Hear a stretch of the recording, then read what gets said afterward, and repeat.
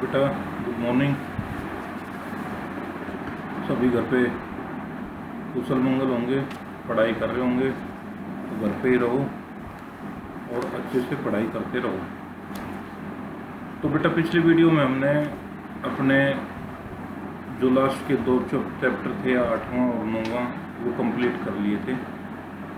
अब मैं 2 दिन से आपको फर्स्ट चैप्टर का फर्स्ट और सेकंड क्वेश्चन मैंने व्हाट्सएप पे भेज दिया है, वो आप फेयर कॉपी में कर लें और साथ के साथ हम इसे डिस्कस भी करते चलेंगे। तो पहला चैप्टर है शारीरिक पुष्टि एवं सुयोग्यता। तो शारीरिक पुष्टि क्या है? शारीरिक पुष्टि का अर्थ आसान सा तो बेटा ये है कि मनुष्य की वह शक्ति जो कार्य करने में योग्य हो, यानी कार्य करने की योग्यता ही शारीरिक पुष्टि कहलाती है।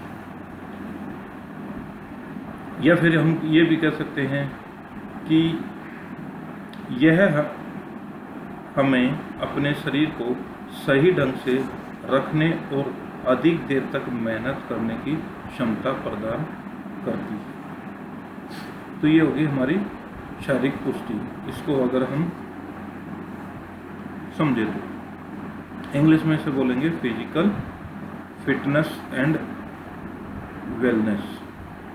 ठीक है। अब जो हमारा इसमें क्वेश्चन बनता है, शारीरिक पुष्टि के घटक या अंग कौन कौन से हैं, वर्णन कीजिए। अथवा या दूसरा प्रश्न ये भी पूछा जा सकता है कि शारीरिक पुष्टि के प्रमुख घटकों का संक्षेप में वर्णन कीजिए। तो ये दो बड़े क्वेश्चन है, मतलब एक क्वेश्चन है, दो तरह से पूछे जा सकते हैं। तो भी हम इसको करेंगे कि शारीरिक पुष्टि के विभिन्न घटक या अंग कौन कौन से हैं।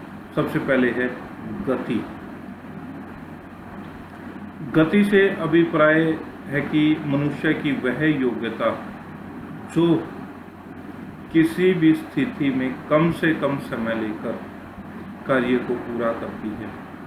इन गति आपको पता होगा, स्पीड। अगर हम कम समय में कोई भी कार्य करेंगे तो क्या होगा कि बड़ी जल्दी कर दिया, बड़ी स्पीड से कर दिया, बड़े कम समय में कर दिया, यही कहेंगे। तो इसका भी मतलब यही है। जैसे शक्ति और सहनशीलता से भिन्न है, यह नाड़ी प्रणाली पर आधारित है। गति को सामान्यतः लगभग 20% से अधिक नहीं बढ़ाया जा सकता। यानी जो हमारी कार्य करने की क्षमता है, हम केवल उसको अपनी 20% तक ही बढ़ा सकते हैं, भी प्रैक्टिस के द्वारा, जो मनुष्य की नेचुरल काम करने की गति है। इससे ज़्यादा हम इसको नहीं बढ़ा सकते, क्योंकि गति बहुत सारी बातों पर आधारित होती है। भिन्न भिन्न खेलों में भिन्न भिन्न गति देखने को मिलती है। सभी खेल तेज और विस्फोटक मूवमेंट पर आधारित होते हैं। तेज गति और विस्फोटक आप समझते ही होंगे। जैसे क्रिकेट में वीरेंद्र सहवाग को विस्फोटक बल्लेबाज के रूप में जाना जाता है। तो आप समझ गए होंगे कि गेम में गति और विस्फोटक दोनों ही पर आधारित होते हैं। तो ये हो गया हमारी गति, स्पीड। सेकंड है शक्ति यानी स्ट्रेंथ। शारीरिक पुष्टि का एक महत्वपूर्ण घटक है। शक्ति हमारे शरीर की मांसपेशियों द्वारा उत्पन्न की गई वह ऊर्जा है जिसके द्वारा हम कुछ कार्य कर सकते हैं। शक्ति को मापने के 2 चीज में प्रयोग किया जाता है। शक्ति को 2 उसमें मापा जाता है। पहला है पाउंड और दूसरा है डायन। शक्ति के मुख्यतः 2 भाग भी हैं, एक स्थिर, दूसरी गतिशील। स्थिर गति को आमतौर पर शक्ति खेलकूद के रूप में प्रयोग नहीं किया जा सकता, परंतु वजन उठाने के इसका प्रयोग थोड़ी मात्रा में किया जा सकता है। गतिशील शक्ति को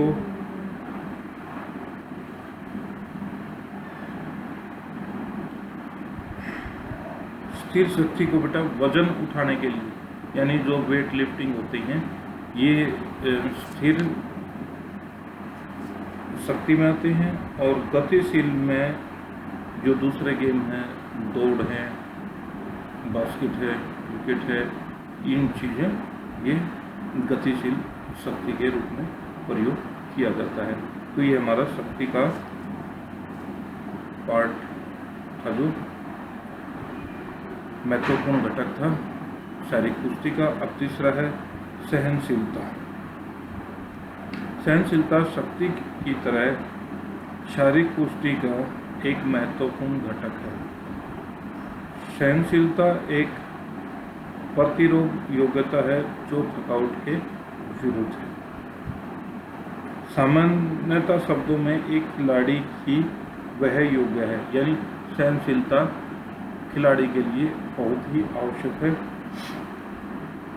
और उसकी एक योग्यता में भी गिनी जाती है, क्योंकि बिना सहन शक्ति के बेटा कोई भी गेम में खिलाड़ी कामयाबी नहीं हो सकता, क्योंकि उसको खेल की जीत हार और जो रेफरी और एम्पायर द्वारा जो निर्णय दिए जाते हैं उसमें सहनशीलता का परिचय आवश्यक होता है,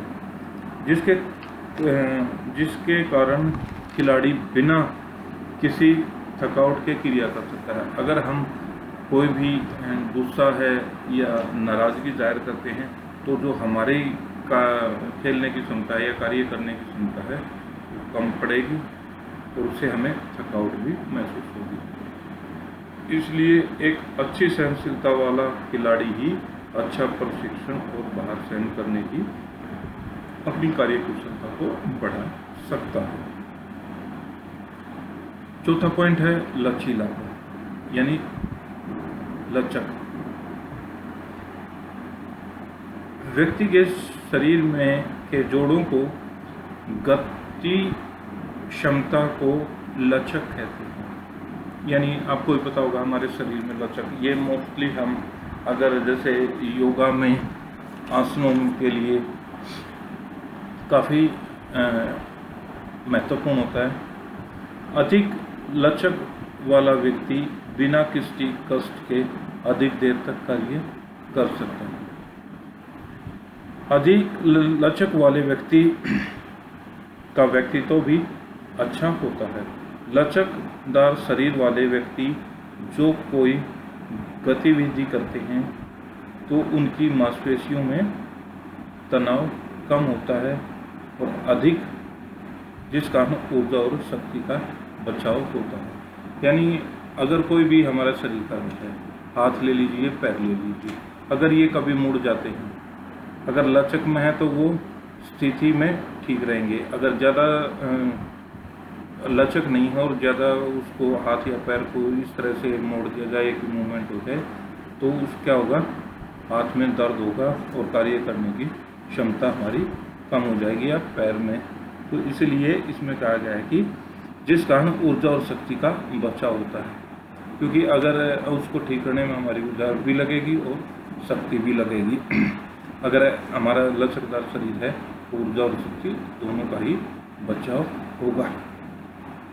पांचवा पॉइंट है स्फूर्ति। खिलाड़ी के लिए स्फूर्ति या चुस्ती भी बहुत जरूरी है।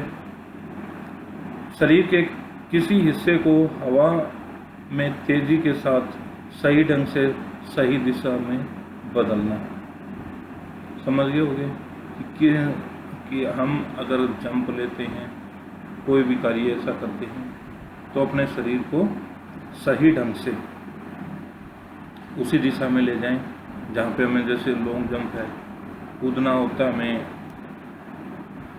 लॉन्ग पिट पे, अगर सही दिशा नहीं है तो कूद जाएंगे हम दूसरी जगह। जैसे हाई जंप में है, कूदना हमने गद्दे पर, अगर सही दिशा सही निर्णय सही अगर स्फूर्ति नहीं होगी तो पहले भी गिर जाएंगे और हमें चोट भी लग सकती है उसमें। तो इसका है कि हवा में तेजी के साथ सही ढंग से अपनी दिशा को बदलना। इसमें शरीर की बड़ी मांसपेशियां भाग लेती हैं और बड़ी तेजी व ठीक ढंग से तालमेल करती हैं। इसका पूरा अनुभव करने के लिए तकनीकी और कौशल की आवश्यकता होती है, यानी टेक्निक भी होना चाहिए और खिलाड़ी के अंदर कौशल भी होना चाहिए। विशेष तौर पर कुश्ती, ऊंची छलांग, फुटबॉल, बास्केटबॉल जैसे खेलों के लिए यह महत्वपूर्ण है। नेक्स्ट पॉइंट है तालमेल। तालमेल तो समझ गए होंगे, किसी भी चीज़ को ठीक ढंग से करने के लिए एक दूसरे के साथ अच्छे से सहयोग या तालमेल है। मिलजुल कर कार्य करने की शक्ति को ही तालमेल कहते हैं। मानवीय विकास शक्ति और वृद्धि से तालमेल के बिना नहीं किया जा सकता। तालमेल हमारे शरीर के प्रत्येक अंग मिलजुल कर कार्य करता है। यदि मनुष्य के सारे अंग ठीक ढंग से कार्य नहीं करते, परंतु दिमाग कार्य न करेगा तो बाकी अंग नहीं करेंगे, बाकी अंग ठीक से कार्य नहीं करेंगे तो जो दिमाग करना चाह रहा है तो वो सही ढंग से नहीं हो पाएगा। इसलिए हमारे शरीर के और दूसरे खिलाड़ियों के साथ भी तालमेल आवश्यक है। इसलिए दिमाग, शरीर और स्थिति तालमेल की मांग करता है। तालमेल के बिना शारीरिक कुश्ती विकसित नहीं की जा सकती। तो समझ गए होंगे कि तालमेल तो बहुत ही आवश्यक है। और लास्ट पॉइंट है इसका संतुलन, यानी बैलेंस। एक ही स्थिति में अधिक समय तक रहने के लिए शक्ति को संतुलित कहते हैं। एक ही स्थिति में अधिक समय तक रहने से, अगर हम मान लीजिए एक टांग पर ही खड़े होना और अधिक देर तक खड़े हो जाते हैं तो वो क्या हो गया, हमारे शरीर का संतुलन।